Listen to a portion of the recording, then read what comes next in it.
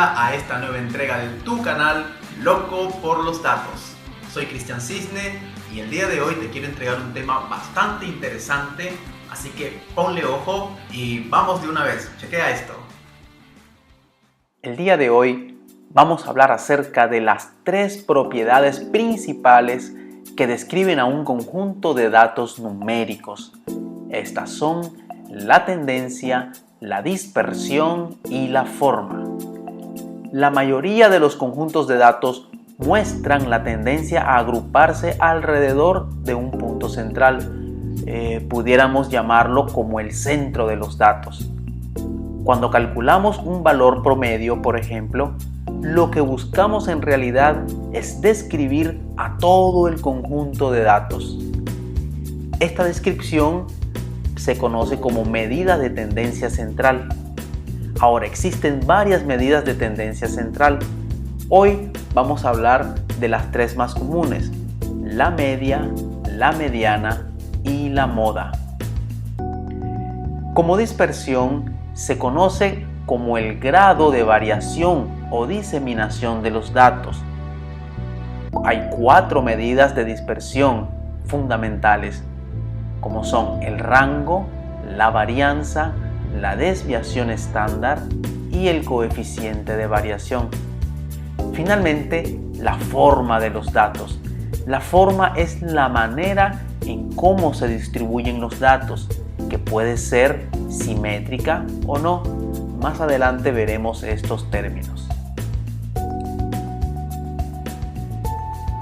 Para realizar el análisis estadístico descriptivo vamos a hacer uso de una opción muy importante que tiene la hoja de cálculo de Microsoft Excel para análisis de datos, análisis estadístico de datos. Es importante indicar de que necesitamos activar la opción de complementos de Excel. Entonces nos vamos a datos, análisis de datos, y en análisis de datos buscamos la opción de estadística descriptiva que está por acá, eso mismo. Le damos a aceptar y entonces seleccionamos los datos de entrada, es decir, los datos que queremos analizar. Una vez que los seleccionamos, le decimos dónde queremos desplegar los datos. Podemos desplegarlo en una hoja nueva. En este caso lo vamos a desplegar en esta misma hoja, en el rango, en la celda D3, y le pedimos que nos despliegue un resumen de las estadísticas.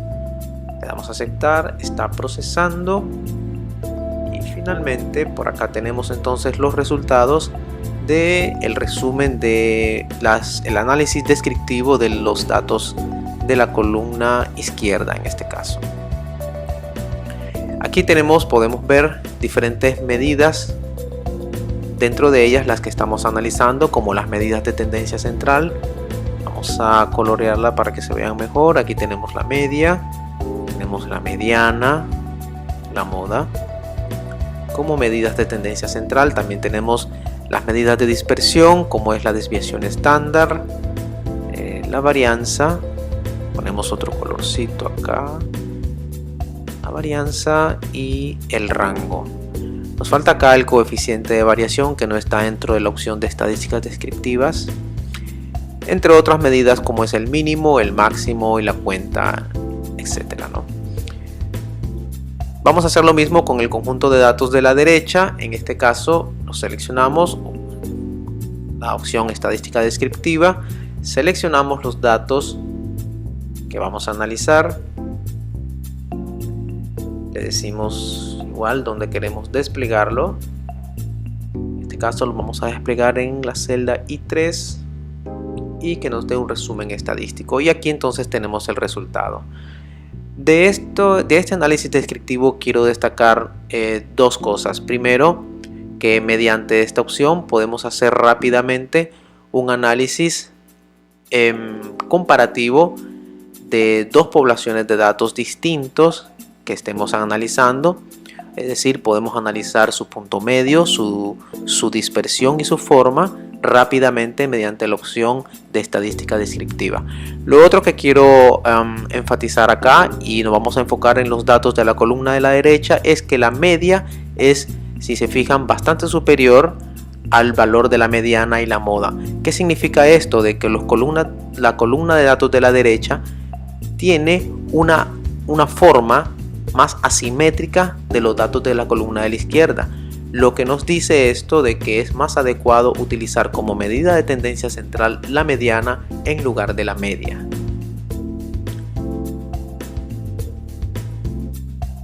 Vamos a analizar rápidamente cómo se construyen algunas medidas. Vamos a comenzar con la medida de tendencia central, como es la media o media aritmética, como también se conoce. Entonces en la columna B hemos dispuesto el número de datos o número de observaciones. En la columna D hemos puesto los datos per se. En este caso hablamos de los datos de la columna izquierda que vimos anteriormente. Lo primero que vamos a hacer entonces es sumar los datos que están indicados en la celda D15, como podemos ver, que corresponde a la sumatoria de los x sub i desde i hasta n, es decir, desde 1 hasta 12. Si sumamos esos 140, entonces los dividimos entre 12, que es el número de observaciones o número de datos, obtenemos el valor de 11.67, que si lo comparamos con la tabla de estadística descriptiva de Excel corresponde efectivamente a la media. Bien, lo que vamos a hacer ahora entonces es disponer este valor medio en la columna F, porque quiero enfatizar un punto acá. Si nosotros tomamos este valor medio y establecemos la diferencia de cada observación con respecto al valor medio, nos vamos a obtener al final, y lo sumamos, obtenemos al final 0. ¿Por qué 0? Bueno, es 0 porque al sumar los valores que están por encima y por debajo del valor medio, pues por supuesto que nos va a dar 0. Entonces, para poder construir la medida de dispersión, como es la varianza y la desviación estándar, lo primero que tenemos que hacer es sumar las diferencias, pero las diferencias elevadas al cuadrado. Entonces lo primero que hacemos es obtener las diferencias cuadradas que están en la columna H, las sumamos, aquí podemos ver cada una de las diferencias, entonces las sumamos en la columna H y obtenemos 356.67. Ese valor entonces lo dividimos entre el número de observaciones menos 1, 12 menos 1. En otro momento podemos explicar esto, tiene que ver con un tema, una regla teórica, pero al final entonces tenemos 32.42, que corresponde efectivamente, si vemos la tabla de estadística descriptiva, a la varianza de la muestra. Entonces finalmente, para obtener la desviación estándar, simple y sencillamente lo que tenemos que hacer es obtener la raíz cuadrada y así obtenemos la desviación estándar. La otra medida de tendencia central que quiero indicar acá es la mediana. La mediana, entonces, para obtener la mediana lo que hacemos es ordenamos los datos de mayor a menor. Aquí tenemos, por ejemplo, los 12 datos en la fila que dice originales. Esos son los datos originales y ya ordenados entonces quedan dispuestos de esta manera. Ahora, para la mediana tenemos dos tipos de fórmulas. En este caso vamos a usar la fórmula para los datos pares, puesto que son 12 la cantidad de datos que estamos analizando. Entonces la fórmula primeramente es n más 1 sobre 2, donde n es la cantidad de datos, dividido entre 2. Este valor, ¿qué es lo que nos está indicando? Lo que nos está indicando este valor es, en este caso que es 6.5, significa de que los valores para establecer la mediana están en las posiciones entre la posición 6 y posición 7. ¿Sí? Entonces la posición 6 y la posición 7 corresponde, como estamos viendo en este momento, a los valores de 10 y 10. Entonces esos dos valores son los que debemos de tomar para sumarlos, dividirlos entre 2 y finalmente entonces obtener la mediana. Y eso lo podemos corroborar en nuestra tabla de estadística descriptiva. Ahí tenemos la mediana igual a 10. Y la moda, que corresponde simplemente al valor que más se repite. En este caso la moda es 10. Quiero terminar mostrándoles rápidamente la plantilla frecuencia XLS que está publicada en mi página web www.excelstat.net, y en donde podemos hacer análisis descriptivo de datos. Ella consta de 3 pestañas distintas, una pestaña de datos para poder registrar los datos que queremos analizar, una pestaña de configuración en donde básicamente registramos las configuraciones asociadas a el análisis que estamos haciendo. El análisis que se hace acá es un análisis de frecuencias, distribuciones de frecuencias, que lo veremos en otra entrega.